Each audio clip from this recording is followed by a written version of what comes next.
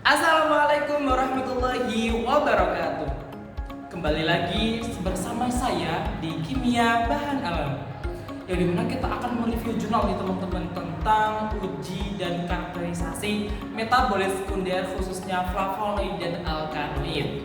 Oke, saya di sini tidak sendiri karena saya mewakili teman-teman yang dimana ada Arina Nazatul Husna dan Aurelia Davina Meisha Safitri, ada Miftahul Khairah, ada Radita Angzilna, dan ada Anissa Dewi Rahmawati, mohon maaf, ada Selamat Safari, dan ada saya sendiri Muhammad Wildan.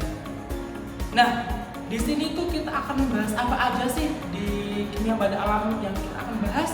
Ada pengertian, kemudian ada klasifikasi, kemudian ada metode uji, ada karakterisasi, dan juga ada manfaat dari flavonoid dan alkaloid. Nah, teman-teman di sini ada nggak sih yang tahu apa itu pengertian dari metabolit sekunder? Nah, metabolit sekunder merupakan komponen kimia yang dihasilkan dari tumbuhan melalui biosintesis senyawa metabolit primer, yang dimana memiliki berbagai macam fungsi. Salah satunya adalah sebagai perubahan, teman-teman. Perubahan apa? Perubahan pertahanan terhadap patogen. Senyawa ini umumnya terjadi pada tumbuhan, yaitu flavonoid, ada alkaloid, saponin, fenol, dan lain sebagainya. Nah, kemudian ada klasifikasi. Klasifikasi yaitu dalam materi kali ini senyawa metabolit sekunder yang umum adalah terdapat pada tumbuhan, yaitu flavonoid, alkaloid, saponin, fenol, tannin, steroid, dan triterpenoid. Nah, yang selanjutnya adalah flavonoid. Flavonoid adalah kelompok senyawa metabolit sekunder yang banyak ditemukan di dalam jaringan tanaman, termasuk golongan senyawa fenolid. Flavonoid itu memiliki struktur ada C6, C3, C6 dengan kerangka berupa dua cincin aromatik A dan B dan satu cincin heterosiklik yang mengandung oksigen. Bentuk teroksidasi cincin ini menjadi dasar klasifikasi subkelompok dari flavonoid sendiri. Flavonoid memiliki beberapa bentuk seperti isoflavon, flavonol, dan flavon dan flavanol yang kemudian terdapat pada sereal, sayuran, dan buah yang dikenal dengan antioksidan alami. Nah, flavonoid ini berfungsi sebagai anti-inflamasi, antibakteri, anti jamur, dan antioksidan dengan mendonasikan atom hidrogen ataupun perangkat logam, dan dapat ditemukan dalam bentuk glikosida atau mengandung glukosa atau alglikon atau bebas. Nah, tadi kan udah flavonoid nih, kita akan membahas tentang alkaloid selanjutnya. Alkaloid adalah senyawa metabolit sekunder terbanyak yang memiliki atom nitrogen yang ditemukan dalam jaringan tumbuhan. Sebagian besar senyawa alkaloid ini bersumber dari tumbuh-tumbuhan, terutama Areostomae. Kemudian, alkaloid dapat ditemukan pada berbagai macam tanaman ataupun bagian-bagian tanaman seperti bunga, biji, daun, ranting, akar, dan kulit batang. Kemudian, ciri-cirinya itu umumnya berbentuk padat atau mengkristal. Meskipun dalam suhu kamar ada yang cair, misalkan nikotin, teman-teman, memutar bidang polarisasi, alkaloid ini terasa pahit dan berbentuk garam laut dalam air dan air laut dalam pelarut organik dalam bentuk bebas atau basahnya. Kadar alkaloid di dalam tumbuhan mencapai 10-15%. Alkaloid ada yang bersifat racun, tetapi banyak pula yang berguna dalam pengobatan. Metodenya sekarang metode teman-teman. Metode uji flavonoid dan alkaloid. Yang pertama adalah uji flavonoid, teman-teman, yaitu menggunakan HPLC untuk memisahkan flavonoid antimikroba seperti dalpanitin dan visanin 3 yang diuji aktivitasnya terhadap bakteri. Identifikasi yaitu dengan melakukan LC-MS.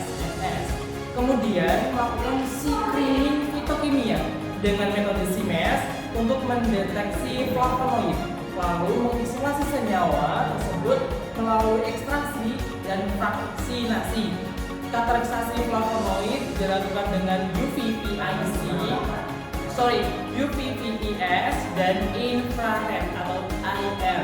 Nah, kemudian yang kedua adalah uji alkaloid, yaitu menggunakan metode standar untuk analisis kuantitatif dengan hasil uji yang dilakukan pada bagian akar, batang, dan daun tanaman, yaitu yang kita review sekarang kan jurnal yang membahas tentang Centella asiatica. Kemudian menggunakan reaksi Wagner, Dragendorf, dan Meyer untuk mendeteksi alkaloid dalam ekstrak biji mahoni. Kemudian menggunakan sama seperti dengan tadi flavonoid, yaitu menggunakan LCMS, yaitu liquid chromatography mass spectrometry untuk menganalisis senyawa alkaloid. Yang terakhir yaitu metode KLT dan spektrofotometri UV-PES. Kemudian karakterisasi flavonoid. Flavonoid yang dikenal dengan aktivitas antioksidan, antiinflamasi, dan antibakteri ditemukan di dalam berbagai tanaman termasuk dalam 1. Centella asiatica, yang dimana flavonoid terdeteksi dengan menggunakan tikologi dan menunjukkan keberadaan senyawa dalam berbagai bagian tanaman seperti batang, daun, dan lain sebagainya. Kemudian yang kedua adalah biji mahoni. Flavonoid diuji dengan menggunakan reagen kimiawi yang menghasilkan perubahan warna positif yang mengidentifikasikan keberadaan senyawa ini dalam ekstrak biji mahoni. Kemudian yang ketiga ada daun sirih, juga menggunakan reagen teman-teman. Reagen di sini adalah reagen magnesium dan HCl untuk mendeteksi flavonoid yang menghasilkan perubahan warna merah ataupun kuning menunjukkan keberadaan senyawa tersebut. Setelah itu flavonoid dalam daun biji yang terakhir yaitu terdeteksi reaksi perubahan warna kuning pada pengujian reagen, menginformasikan keberadaannya dalam ekstrak daun biji.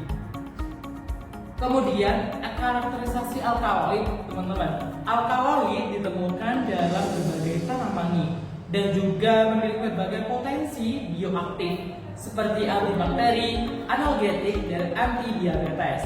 Yaitu yang pertama adalah alkaloid diuji menggunakan berbagai bahan reagen kimiawi seperti reagen Wagner, Dragendorf, dan juga Meyer. Membutuhkan endapan berwarna tertentu seperti endapan coklat pada uji Wagner, endapan jingga pada uji Dragendorf, dan juga ada endapan warna putih atau kuning pucat pada uji Meyer. Itu adalah menunjukkan keberadaan alkaloid pada tumbuhan. Kemudian ada dalam Centella asiatica, yaitu menunjukkan alkaloid yang terdapat dalam akar tumbuhan, batang, dan daun, dan juga mengkonsentrasikan yang bervariasi tergantung pada tanaman. Kemudian yang belum terakhir sih, yaitu ada batang karamunting menggunakan teknik LCMS, yaitu untuk mengidentifikasi alkaloid penghasil spektrum yang memetakan senyawa alkaloid berdasarkan berat molekul daripada spektrum. Yang terakhir ada daun sirih, juga menunjukkan alkaloid dengan struktur indole yang terdeteksi melalui analisis UV-PES pada panjang gelombang 262 nm dan juga 274 nm.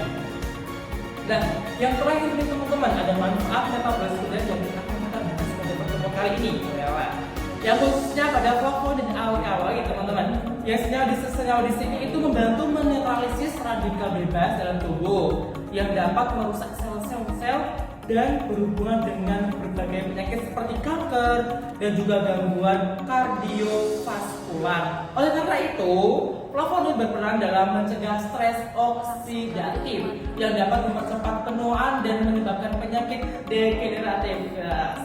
sangatlah bermanfaat sekali di metabolisme sekunder kali ini. Seperti yang ditemukan pada tanaman seperti Crocus sativa dan juga Dendroctoipetandra.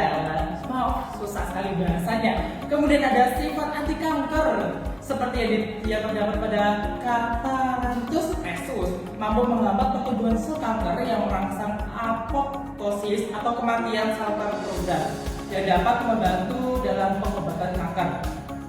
Yang terakhir adalah sifat analgesik atau pereda nyeri yang kuat dan telah digunakan dalam pengobatan tradisional teman-teman maupun farmasi modern. Ini bekerja dengan cara berinteraksi dengan reseptor dalam sistem saraf untuk mengurangi rasa sakit.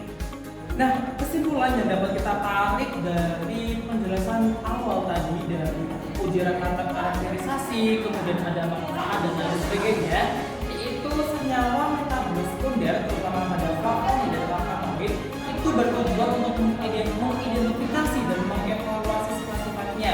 Metode yang digunakan termasuk ekstraksi dengan melalui dan analisis spektroskopi yang hasilnya menunjukkan bahwa berbagai tanaman flavonoid dan alkaloid yang memiliki aktivitas biologi seperti antioksidan dan antibakteri.